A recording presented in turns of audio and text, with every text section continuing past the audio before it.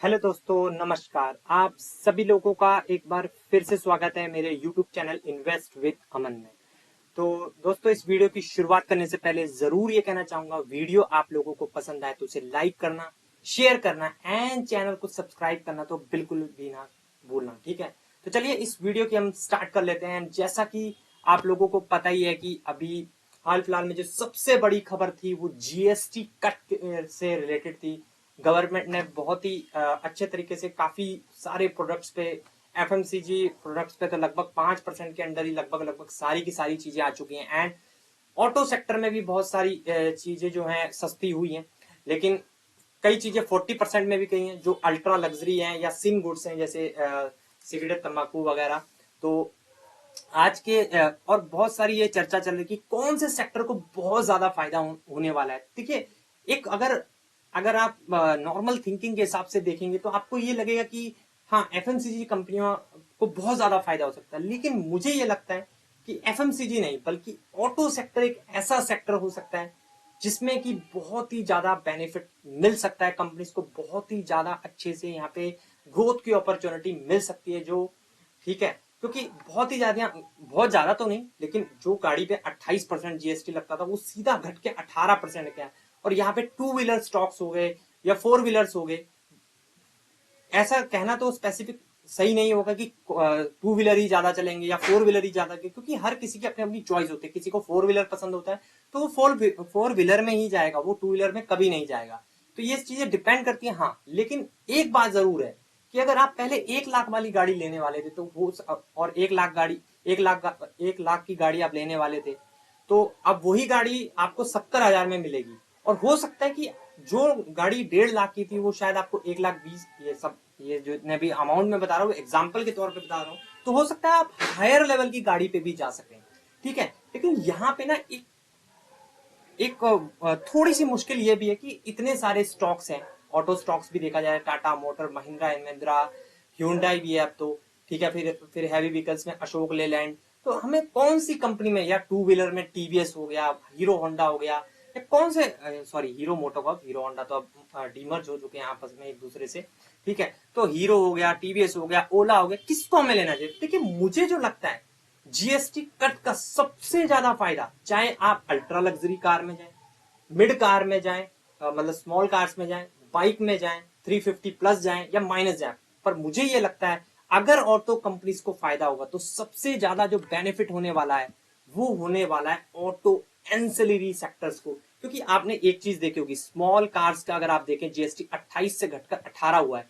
Large cap का जो large SUVs मतलब, और उसमें इंजन भी 1200 सीसी से ज्यादा, उसमें 28% प्लस पहले सेस लगता था, वो सीधा 40% कर दिया, नो सेस। लेकिन एक चीज आप देख रहे हैं यहाँ पे, मोटरसाइकिल के भी आप देख सकते हैं 28 से 18, 28 से 40, ठीक है। थ्री व्हीलर का 28 से 18, बसेस का 28 से 18। लेकिन सबसे important, auto parts ancillary, auto ancillary जो जितने भी तरह के कंपनियां हैं, जो भी कंपनियां बड़ी बड़ी कंपनी को अपना माल सप्लाई करती हैं, तो देखिए, चाहे वो लग्जरी सेगमेंट में अपना माल सप्लाई करती हूँ, चाहे वो मारुति को करती हूँ, चाहे वो बीएमडब्ल्यू को करती हूँ, एग्जाम्पल के तौर पे मैं बता रहा हूँ, वहां पे हर जगह आपको 18% जीएसटी देने को मिलेगा। तो चाहे प्रीमियम सेक्टर की ग्रोथ इससे ज्यादा तेजी से हो, चाहे तो जो स्मॉलर कार्स है वो ज्यादा बिके, लेकिन जो दोनों तरफ का जो बेनिफिट है, मुझे एज पर मी, अगेन मैं ये कहना चाहूंगा, एज पर मी, यहाँ पे ऑटो पार्ट यानी कि ऑटो एंसिलरी कंपनीज को ज्यादा होने वाला है।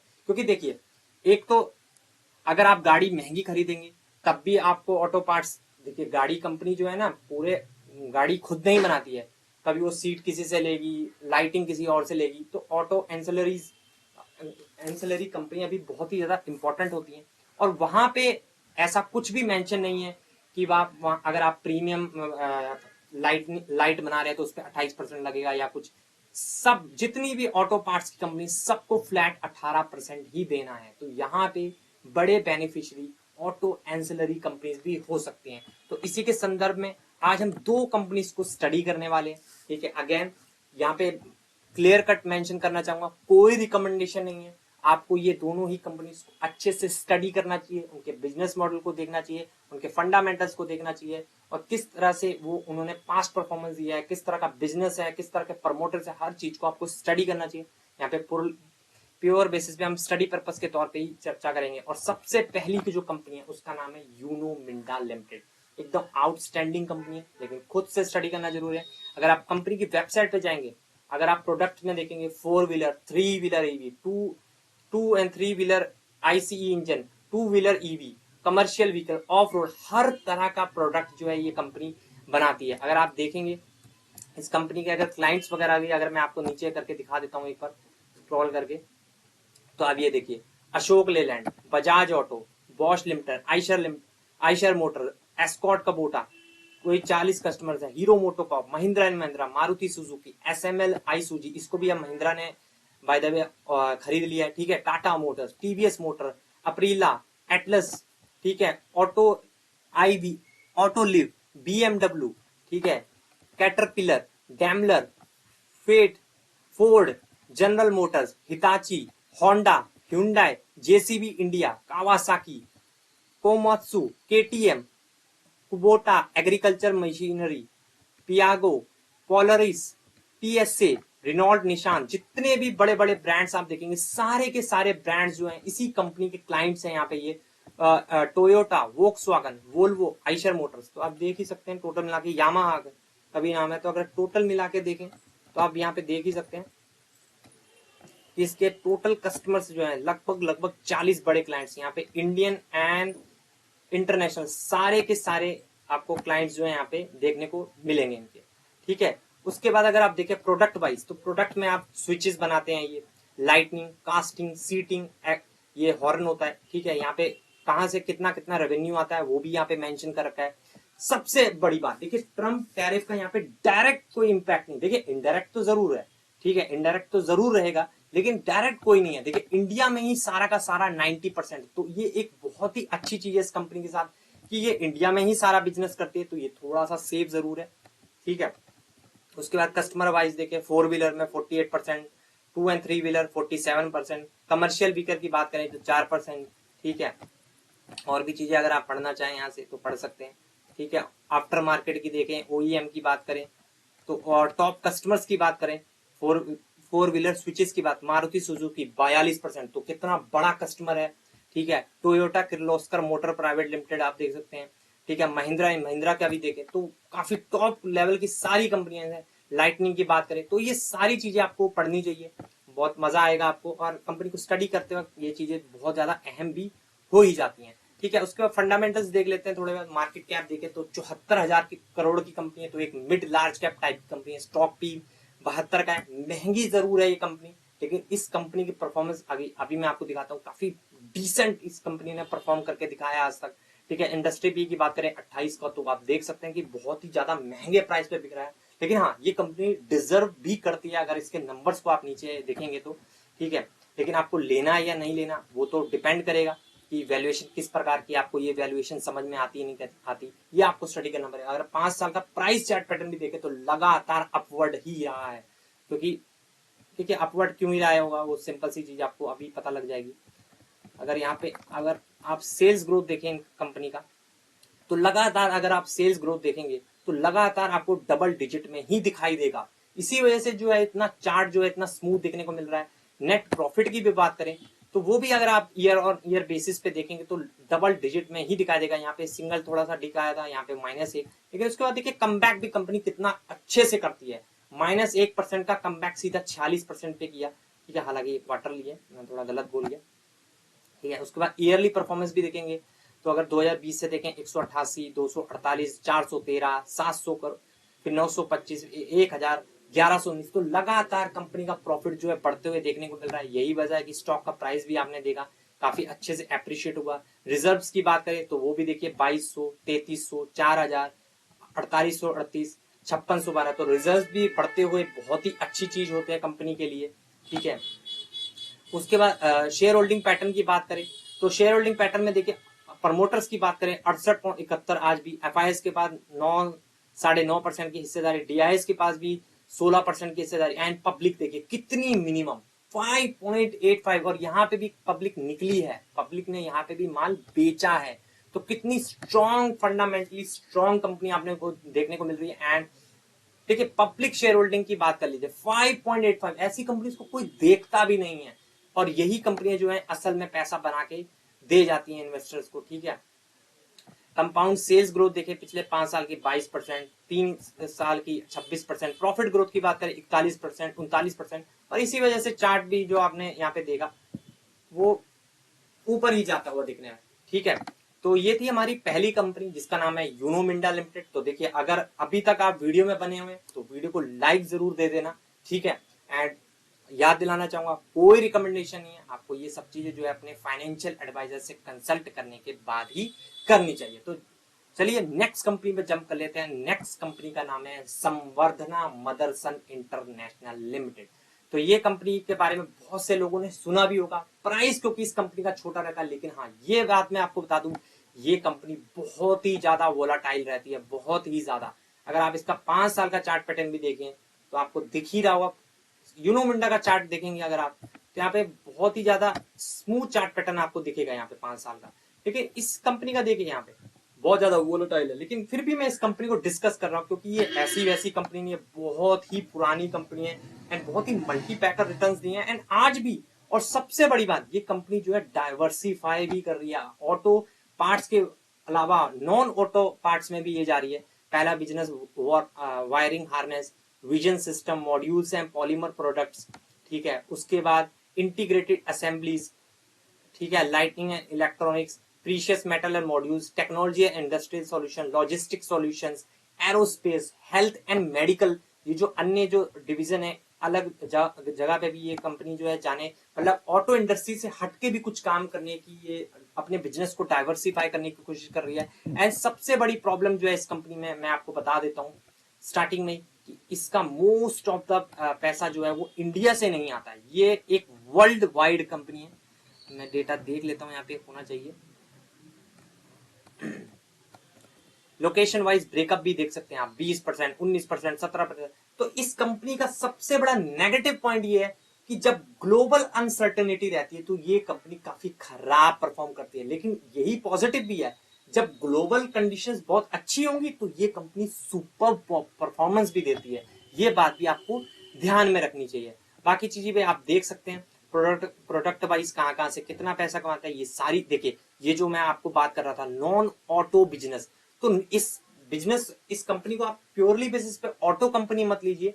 ये नॉन ऑटो बिजनेस में भी देखिए काफी अच्छा है। इमर्जिंग बिजनेसेस की बात करें तो नॉन ऑटोमोटिव में 40%, लाइटिंग है इलेक्ट्रॉनिक्स में 36%, प्रीशियस मेटल में, ठीक है, 17%, ठीक है। तो बाकी चीजों में डाइवर्सिफाई कर रहे हैं ये, जो कि एक बहुत ही अच्छी चीज है, ठीक है। ये है ऑपरेटिंग प्रॉफिट की बात करें तो इमर्जिंग बिजनेस से 10%, इंटीग्रेटेड असेंबल से 10%, विजन सिस्टम से 15.5%, वायरिंग हार्नेस से 32%, मॉड्यूल से 31% के आसपास। कहाँ से कितना पैसा आता है ये मैंने आपको दिखाई दिया। यही इसका नेगेटिव पॉइंट भी है और यही इसका पॉजिटिव पॉइंट भी है, ठीक है।